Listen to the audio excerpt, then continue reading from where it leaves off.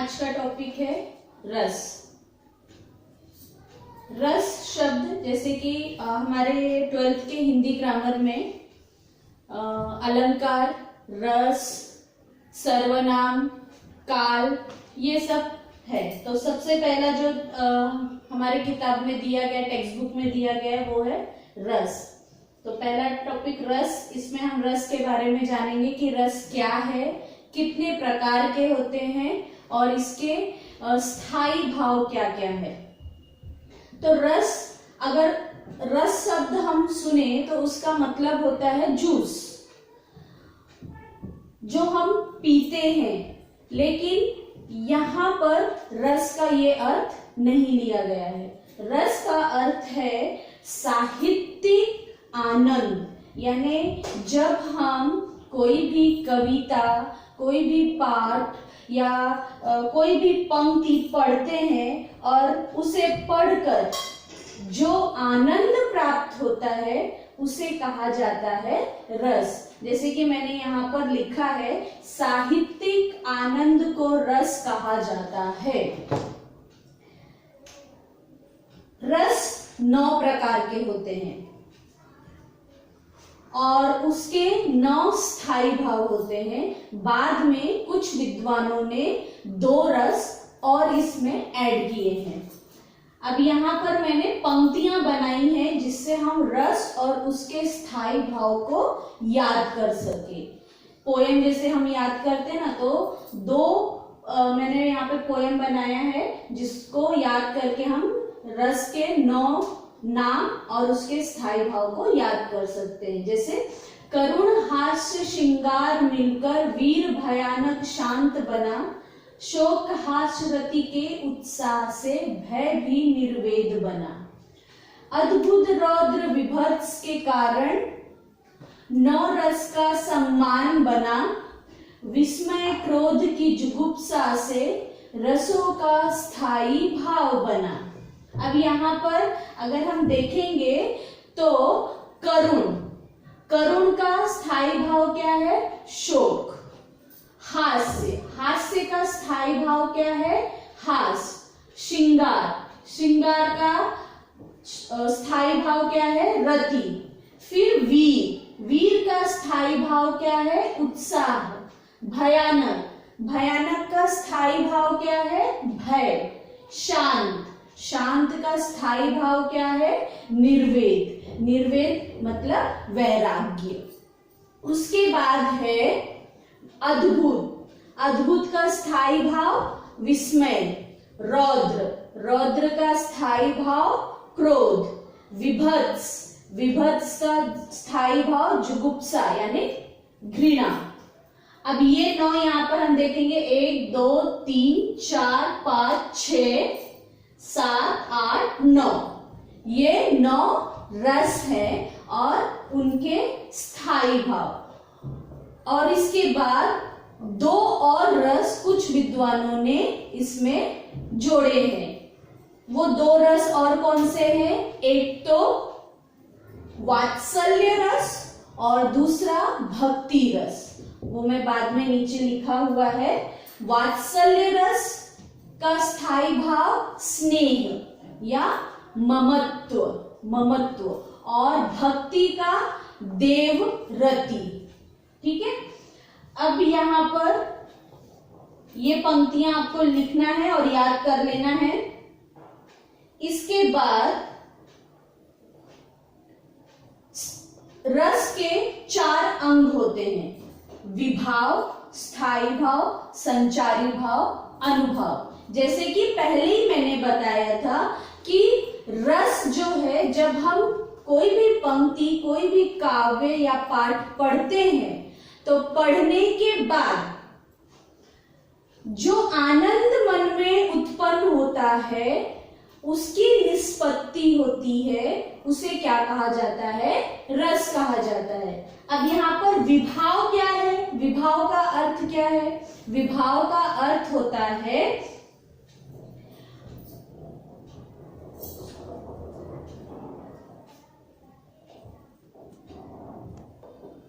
तो यहाँ पे रस के 4 अंग है: विभाव, स्थायी भाव, संचारी भाव और अनुभव। इन चारों को मिलाकर ही रस जो है वो उत्पन्न होता है।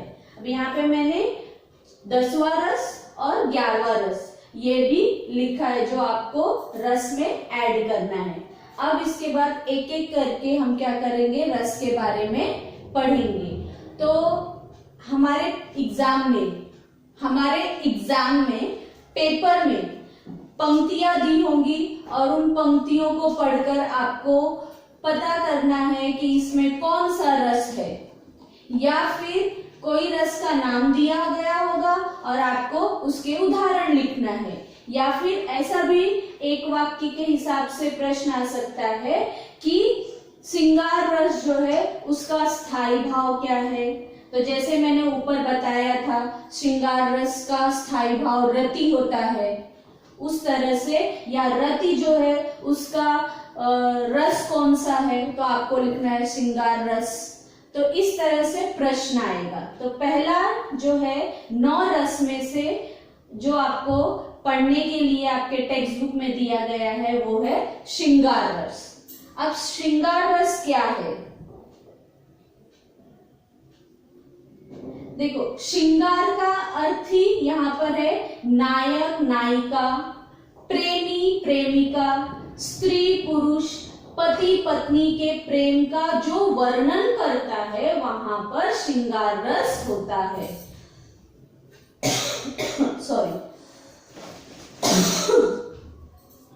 श्रृंगार रस के 2 प्रकार हैं, संयोग श्रृंगार और वियोग श्रृंगार।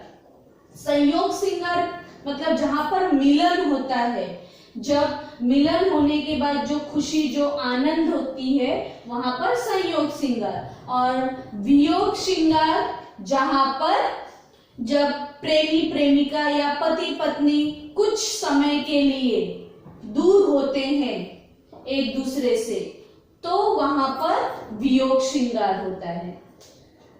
अब श्रृंगार रस का स्थायी भाव क्या है? रति। संचारी भाव क्या है?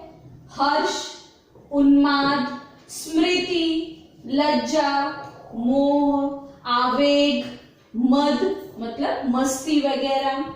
तो ये है उसके संचारी भाव। संचारी भाव यानी कुछ क्षणिक जो हमारे मन में दबे हुए रहते हैं, दबे हुए रहते हैं, जैसे कि वो अवस्था पाकर बाद में उत्पन्न होते हैं, वो भाव आते हैं, वहां पर संचारी भाव होते हैं।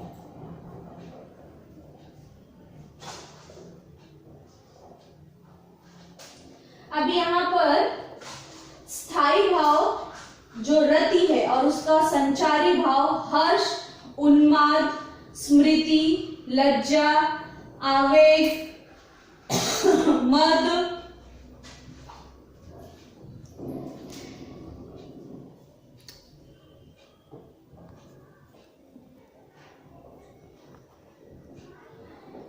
संचारी भाव के बाद आश्रय। आश्रय यानी इसमें कौन है, किसके द्वारा रस उत्पन्न हो रहा है। नायक, प्रेमी, कृष्ण, पति, पत्नी, राधा, जो कोई भी जिसके द्वारा रस उत्पन्न हो रहा है। विषय, क्या विषय है? अब यहाँ पर संयोग रस है। संयोग श्रृंगार है, तो नायक नायिका का प्रेम। अब यहाँ पर अनुभव, मधुर आलाप। अनुभव यानी आसपास का जो माहौल है वो कैसा है, मधुर आलाप है, आलिंगन है, रोमांच है इत्यादि। उद्दीपन, इस समय जो रस उत्पन्न हो रहा है इसको और बढ़ावा कौन दे रहा है? हमारे आसपास का जो माहौल, एकांत, वन उपवन, नदी किनारा, ये सारे जो है उद्दीपन है। अब हम यहाँ पर उदाहरण के आधार पर समझेंगे कि श्रृंगार रस क्या है। पहला उदाहरण जो है, जैसे कि यहाँ पे दिया है, एक जंगल है तेरी आंखों में, मैं जहां राह भूल जाता हूं, तू किसी रेल सी सी गुजरती है, मैं किसी पुल सा थरथराता हूं। अब यहाँ पे एक प्रेमी और एक प्रेमिका जो है उनके बारे में, यानी संयोग श्रृंगार यहाँ पर है। कौन सा श्रृंगार है? संयोग श्रृंगार यहाँ पर है।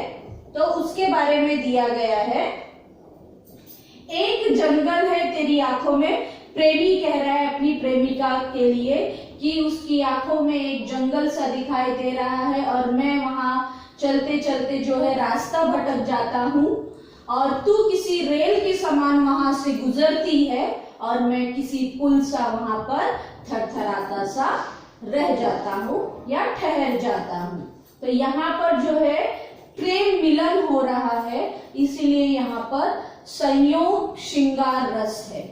दूसरा उदाहरण, कहत नटत रीझत खीजत मिलत खिलत लजिया, भरे भवन में करत है नैननु ही सो बात।